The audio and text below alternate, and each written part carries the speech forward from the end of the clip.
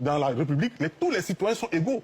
Le président de la République n'est pas supérieur à quelqu'un dans une République. Mais quand vous dites, par exemple, en donnant l'exemple, qu'il y a un monsieur qui est venu, il n'a pas 50 millions, et qu'on ne donne pas à n'importe qui et autres. Mais monsieur le président, excusez-moi, mais c'est des propos qui choquent un peu les valeurs républicaines. Justement, dans une République, il n'y a pas de farfelus. Tout le monde et tout le monde peut prétendre être candidat.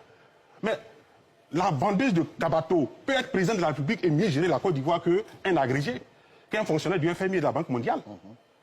Mais ça, vous le savez. Mais pourquoi vous dites, par exemple, que la pauvreté est un délit, que c'est n'importe qui, que, par exemple, on met la clé... Tous les citoyens.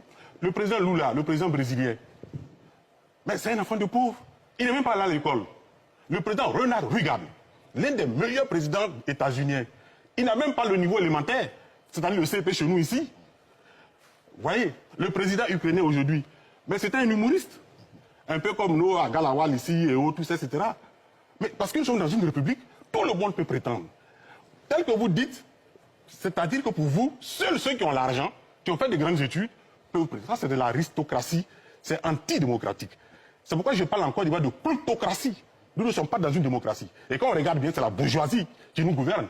Regardez tous ces députés, tous ces présidents, tous ces candidats, ce sont des hommes riches. C'est pas normal. Ce n'est pas la richesse qui décrète l'intelligence politique.